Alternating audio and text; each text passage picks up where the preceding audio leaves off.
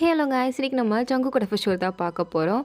Part 16 போன படத்தோட complete பண்ணியிருந்தேன்னா ஜங்குக்கா marriage பண்ண போகிறான்னு இன்விடேஷன் கார்டெலாம் வாங்கிக்கிட்ட கொடுத்துருப்பாவா. ஏன்னா அந்த கார்டை கிழிச்சு போட்டுட்டு அழுதுட்டு அங்கேருந்து போயிருப்பா. மறுநாள் காலையில் ஃப்ரான்ஸை விட்டே கிளம்பி போயிருந்திருப்பா. ஜங்குக் பார்த்துருந்துருப்பான்.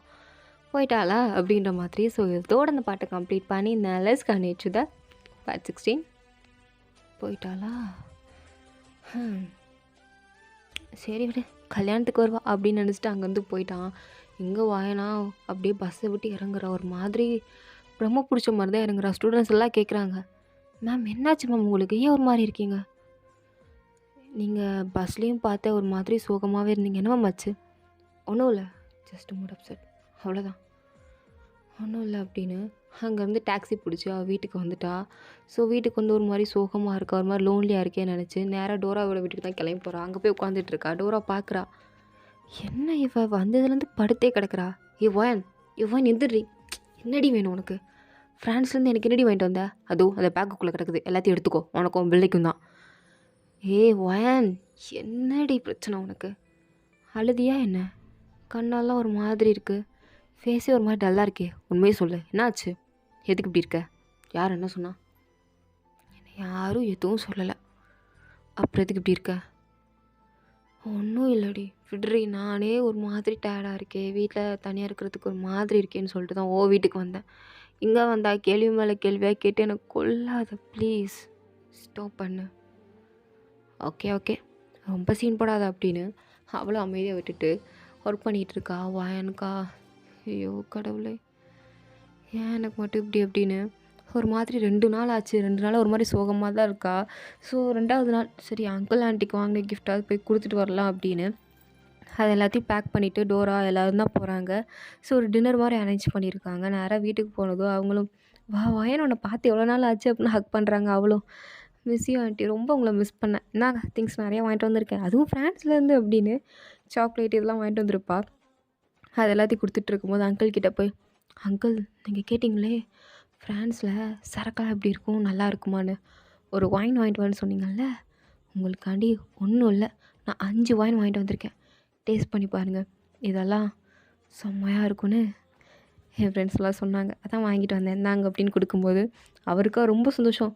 ஒயின்மா உங்ககிட்ட ஒன்று கேட்டேன், நீ என்ன 5 வாங்கிட்டு வந்திருக்கேன், பரவாயில்ல, ஒயின் சாப்பிட்றது நல்லதான், ஆனால் ஒரே நாள் இதெல்லாத்தையும் சாப்பிடக்கூடாது, ஒரு வாரத்துக்கு 1 காலி பண்ணுறது பெரிய விஷயம் தானே, மாதத்துக்கு 1 மட்டும் காலி பண்ணுங்கள் சரியா அப்படின்னு கண்டிஷன் போட்டு கொடுத்துட்ருக்கா. இதுக்கு அவர் பார்க்குறாரு, இதுக்கு நீ வாங்கிட்டே வராமல் இருக்கலாம், ஒரு ஒயினாவது நீ வாங்கிட்டு வந்திருக்கலாம். ஐயோ அங்கிள், உங்கள் நல்லதுக்கு தான் சொல்கிறேன், நீங்கள் அளவுக்கு அதிகமாக குடிச்சிட்டு மொட்டையாயிட்டிங்கன்னா ஆன்ட்டி பாவல்ல அப்படின்னு வாயாடிட்டுருக்கா. வாயின் வந்த புதுசில் வாயே பேச மாட்டேங்கிறான்னு ஃபீல் பண்ணேன், இப்போ பாரு பேசிக்கிட்டே இருக்கா அப்படின்னு எல்லோரும் கொஞ்சம் ஜாலியாக பேசிகிட்டு இருக்காங்க. வாயினுக்கு இப்போ தான் கொஞ்சம் ரிலாக்ஸாக இருக்குது. அப்படியே சாப்பிட்டு முடிச்சுட்டு அப்படியே மொட்டை மாடியில் தான் நின்றுட்டுருக்கா. சரி இப்போ என்ன, அந்த ஜங்குக் பையன் கல்யாணம் பண்ணிட்டு போகிறான், எனக்கு என்ன வந்துச்சு, அவனோட ஃபர்ஸ்ட் லவ், இதுக்கடுத்து யார் மேலேயாவது காதல் வருமானு தெரியல. ஜங்குக்கை தவிர்த்து வரும், வராமல் எப்படி போகும், வரும். ஆனால் ஜங்குக் மேலே வச்ச லவ் அது ரொம்ப அதிகம். அதே மாதிரி இன்னொருத்தர் மேலே வர்றது கஷ்டம்தான். ஆனால் என்ன பண்ணுறது, அவனுக்கு தான் கல்யாணம் ஆக போதே. இப்போ அவனுக்கு கல்யாணம் ஆகினா மட்டும் என்ன, உடனே நான் லவ் பண்ணிடுவானா, இல்லை உடனே அவன்கிட்ட போயிடுவானா?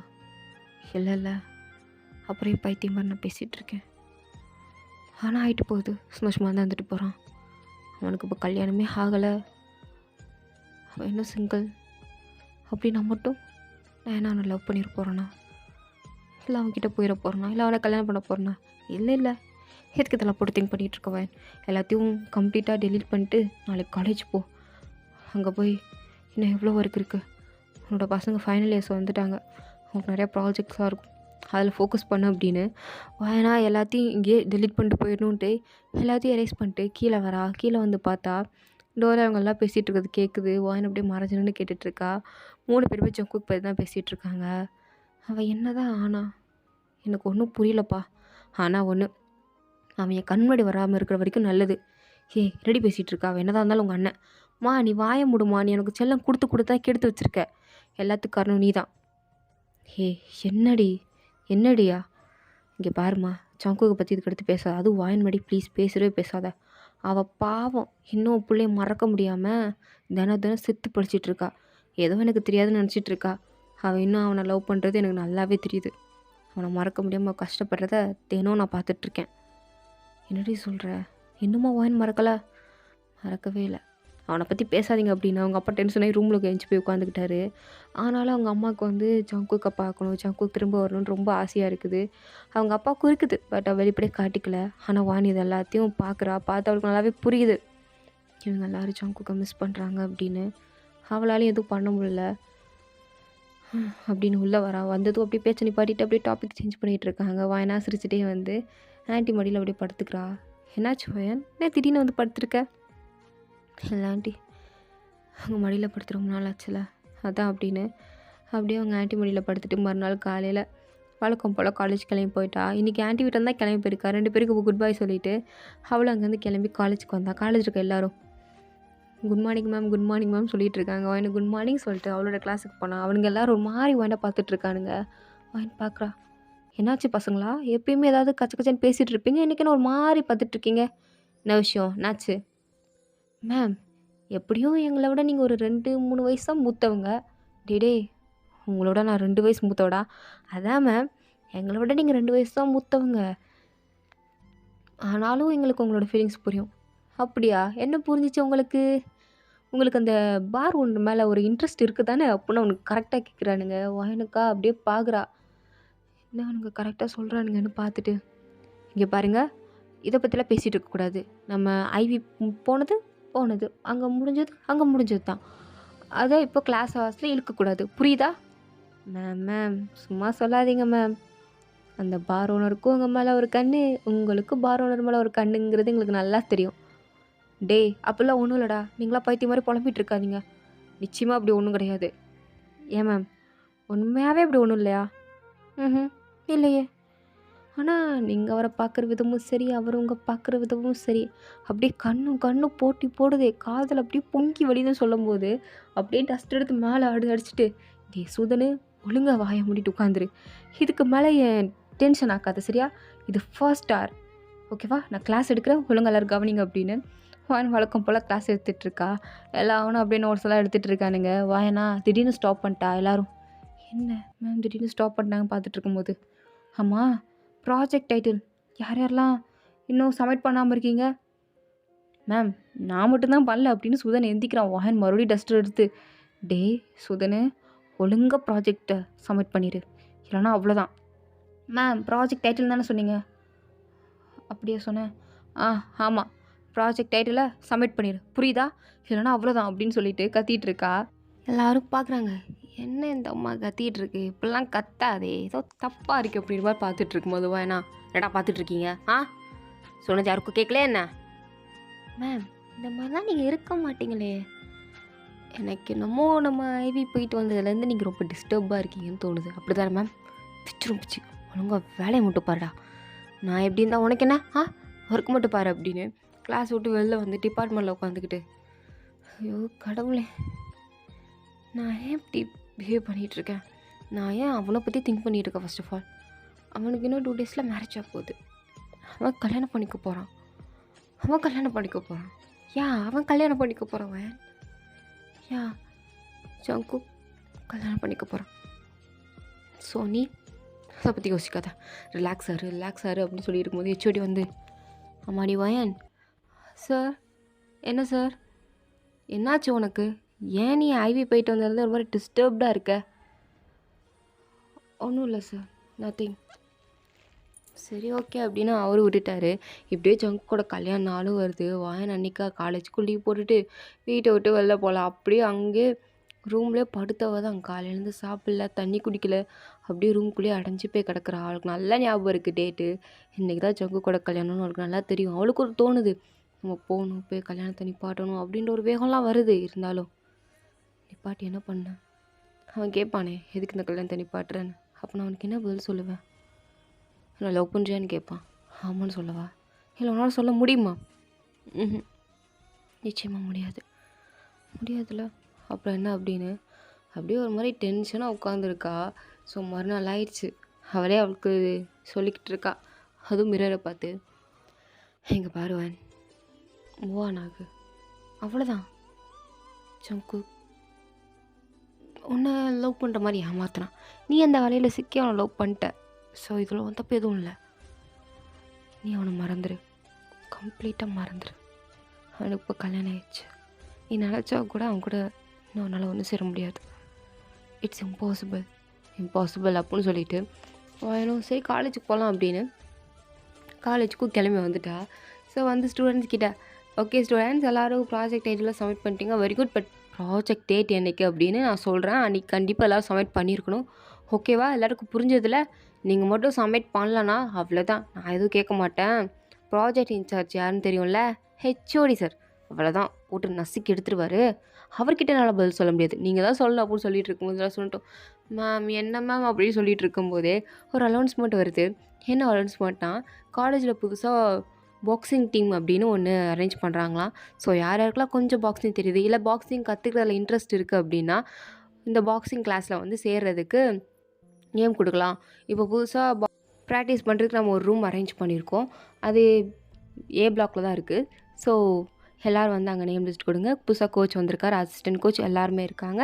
ஸோ உங்களுக்கு இன்ட்ரெஸ்ட்டு தான் நீங்கள் வந்து அங்கே பார்ட்டிசிபேட் பண்ணல அப்படின்னு சொன்னதும் என்னோட கிளாஸில் இருக்க பசங்களாம் மேம் நான் போகிறேன் கத்திட்டு இருக்காங்க. எனக்கு இந்த பாக்ஸிங்கிற பேரை கேட்டாலே ஜங்கு ஞாபகம் தான் வருது. அப்படியே ஒரு மாதிரி பார்த்துட்டு இருக்கும்போது கரெக்டாக இன்னும் அனௌன்ஸ்மெண்ட்லேயே வருது, யார் யாரெல்லாம் நேம் கொடுக்கணுமோ அவங்க யார்கிட்ட கொடுக்கணும், ஒயின் மேம் கிட்ட தான் கொடுக்கணும் அப்படின்னு வருது. நானா என்கிட்ட இன்ஃபார்மே பண்ணலையே அப்படின்னு சொல்லிட்டு இருக்கும் போது ஹெச்ஓடி வந்து, நான் தான் இன்ஃபார்ம் பண்ண மறந்துட்டேன், நீ தான் நேம் லிஸ்ட்டில் எடுக்கணுமா. சார் அது பிரின்ஸிபல் தான்மா சொன்னார். ஐயோ சார் எனக்கு ஆல்ரெடி ஒர்க் இருக்குது சார், ஏன் சார். இங்கே பாருமா பண்ணுமா அப்படின்னு சொல்லிட்டு போயிட்டாரு. எனக்கா சுத்தம் அப்படின்னு அப்படியே கிளாஸ் பசங்களை பார்த்தா அவனுங்க, மேம் நான் வரேன் மேம். சுதன்லாம் மேம் நான் வரேன் மேம், ஃபஸ்ட் ஏன் பேர் எழுதிக்கோங்க மேம். சுதன் நீ ஒன்று பண்ணு, நம்ம கிளாஸில் யார் யாரெல்லாம் வராங்களோ அவங்க நேம் லிஸ்ட்டு, கேர்ள்ஸ் யாருக்கும் இன்ட்ரெஸ்ட் இருக்கா என்னன்னு சொல்லும்போது ஒரு 4-5 பேர் வராங்க. ஸோ அந்த நேம் லிஸ்ட்லாம் வாங்கிட்டு டிபார்ட்மெண்ட்டில் போய் உட்கார்றா. நிறையா பசங்க நேம் லிஸ்ட் கொடுக்குறாங்க. அதெல்லாம் ஒன்று ஒன்றா ரெக்கார்டில் எழுதி ஒரு புக்கு மாதிரி எடிட் பண்ணி அதை பிரிண்ட் அவுட்டு போட்டு பாக்ஸிங் ஸ்டேடியத்தோட ஃபீஸ் இவ்வளவு அப்படின்னு அதை நோட்டீஸ் போலி ஓட்டிட்டு அனௌன்ஸ் பண்ண சொல்லிட்டா. அவங்களும் அனௌன்ஸ் பண்ணிட்டாங்க. அப்போ தான் அவள் கேட்குறா, ஆமாம் இந்த நேம் லிஸ்ட்டை நான் யார்கிட்ட கொடுக்குறது அப்படின்னு கேட்கும்போது பாக்ஸிங் கோச் கிட்டே போய் கொடுங்க, அவருக்கு ஒரு அசிஸ்டண்ட் இருக்கார், அவர் மெயின்டைன் பண்ணிப்பார் அப்படின்னு சொன்னதும், ஓ அப்படியா சரி, எங்கே இருக்குது பாக்ஸிங் ஸ்டேடியம், இங்கிட்டு இருக்கா? ஆமாம் நம்ம பில்டிங்க்கு மேலே தான் இருக்குது. ஓகே மேலேனா கேர்ள்ஸ் ரெஸ்ட் ரூமுக்கு பக்கத்துலையா அப்படின்னு சொல்லும்போது உடனே அவங்களும், ஆமாம் மேம் கேர்ள்ஸ் ரெஸ்ட் ரூம் பக்கத்தில் இருக்க ரூம் தான் இப்போதைக்கு ஃப்ரீயாக இருந்ததை நாங்கள் கொடுத்துருக்கோம். ஓகே அப்படின்னு இன்னும் அங்கே தான் போகிறா. ஸோ போய் கதவை பூட்டியிருக்கு. ஸோ கதவை திறந்து பார்த்தா உள்ளே ஒருத்தர் நிற்கிற மாதிரி இருக்குது. யார் அது அப்படின்னு, மே கம்மன் சார் அப்படின்னு கேட்குறா. அவங்களும் வாங்க அப்படின்ற மாதிரி கை காட்டுறாங்க. உள்ளே போனால் அப்படியே ஜங்குக்கு அப்படியே ஸ்டைலாக திரும்பி பார்க்குறாப்புல. வாயனுக்கா அப்படியே ஒரு மாதிரி ஹார்ட் பீட்லாம் நின்னே போச்சு. இவனா மீண்டும் மீண்டுமா அப்படின்னு ஒரு மாதிரி ஸ்டன் ஆகி பார்த்துட்டு இருக்கும்போது ஜங்குக்கா, ஹே வயன் நீ எங்கேயா வேலை பார்க்குற, வாட் அ சர்ப்ரைஸ் அப்படின்றா. ஏதோ உனக்கு தெரியாத மாதிரி. வாயனா ஓ மை காட் இவனா அப்படின்னு அவளுக்கு வந்து அவனை ஃபேஸ் பண்ணுறதுக்கு ஒரு மாதிரியாக இருக்குது. ஒரு மாதிரி நின்றுட்டு இருக்கும்போது, ஏய் நேற்று தானே கல்யாணம் ஆச்சு, நான் வரவே இல்லை. உனக்காக நான் வெயிட் பண்ணிட்டு இருந்தேன் தெரியுமா, நீ வருவேன்னு. நீ வரவே இல்லை. என் ஒய்ஃப் கூட கொஞ்சம் டிசப்பாயிண்ட் பண்ணான். மை காட் இவனுக்கு ஆனது ஒரு கல்யாணம், இதை வேறு சொல்கிறானா அப்படின்னு இப்படி ஒரு மாதிரி நல்லா கலங்கிட்டேன். என்னங்க நேம் லிஸ்ட்டு, உங்கள் கோச்சிங்க்கு யார் யார் வரணுமோ அவங்கள நேம் லிஸ்ட் இருக்குது அப்படின்னு சொன்னதும், என் அசிஸ்டன்ட் கிட்ட கொடு அப்படின்னு சொன்னதும் அசிஸ்டண்ட் ஒருத்தர் வந்து கொடுங்க மேம் அப்படின்ட்டு அதை வாங்கிட்டு போயிட்டாரு. நான் ஃபீஸெல்லாம் அலாட் பண்ணியிருக்கேன், ஒரு ஸ்டூடெண்ட்டுக்கு இவ்வளவு. என்னது ஒரு ஸ்டூடெண்ட்டுக்கு 1 இயர் ஃபீஸே 1500 ஆமாம் ஆல்ரெடி இங்கே பாதி செமஸ்டர் முடிச்சிட்டாங்க. ஸோ நான் ஒரு வருஷத்துக்குள்ள ஒரு செமஸ்டருக்கு 1500 வச்சுருக்கேன். ஏன்னா பாக்ஸிங்கில் ஆல்ரெடி நிறையா பசங்க வந்து சேர்ந்துருக்காங்க. நீ எப்படி இவ்வளோ ஃபீஸ் கம்மியாக இது அஃபோர்ட் பண்ணலாம், அதை நான் தான் டிசைட் பண்ணோம். நான் ஒரு செமஸ்டரோட ஃபீஸ் 5000 வைக்கலாம்னு நினச்சிட்டு இருந்தேன். என்னது 5000? இது உங்களுக்கே பாசிபிளாக தோணுதா என்ன? இங்கே இருக்க ஸ்டூடெண்ட்ஸ் காலேஜ் ஃபீஸ் கட்டுவாங்களா, இல்லை பஸ் ஃபீஸ் கட்டுவாங்களா, இல்லைனா ஹாஸ்டல் ஃபீஸ் கட்டுவாங்களா, இல்லை உனக்கு பாக்ஸிங் ஃபீஸ் கட்டிகிட்டு இருப்பாங்களா? அவங்களுக்கு இங்கே பாக்ஸிங்கோட அவங்க ஸ்டடீஸ் தான் இம்பார்ட்டன்ட். அதுக்கே கட்டுறதுக்கு சில பேருக்கு இங்கே காசு இருக்கிறது இல்லை. இதில் நீ இவ்வளோ அஃபோர்ட் பண்ணிகிட்டு இருக்கியா? 5000 இங்கே யாருக்கும் கட்ட முடியாது. 1500 சொல்லு, எல்லோரும் வருவாங்க. Oh! Okay, okay, okay, okay. Cool. நீ இன்னும் மாறவே இல்ல. அப்படியே தானே இருக்க வயன். Shut up. இது காலேஜ். இங்க நான் ஒரு ப்ரொஃபசர்.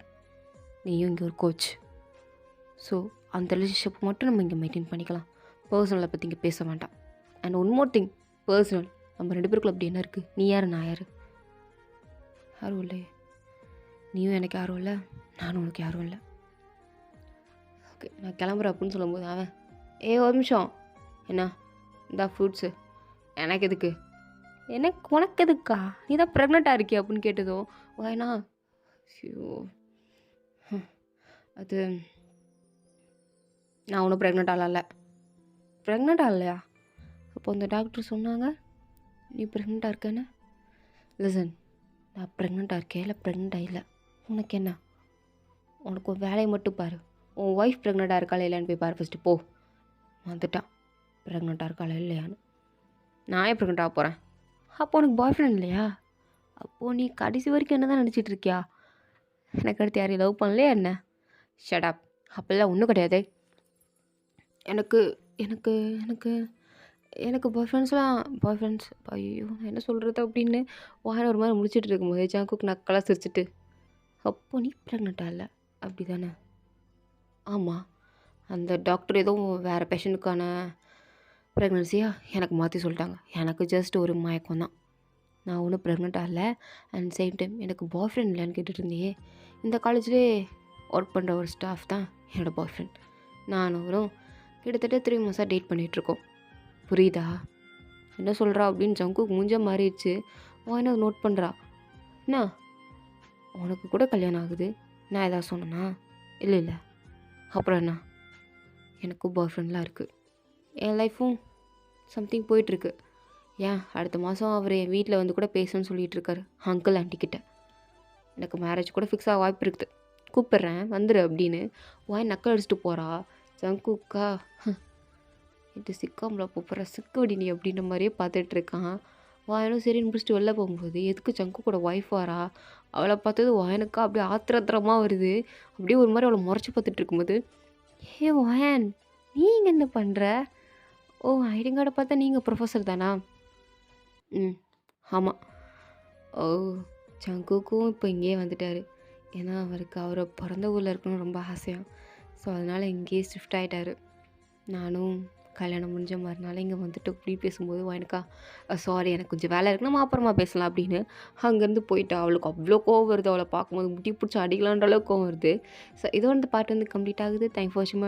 உங்களுக்கு பிடிச்சிருந்தா லைக் பண்ணுங்கள், ப்ளீஸ் வந்து சப்ஸ்கிரைப் பண்ணுங்கள். ஓகே.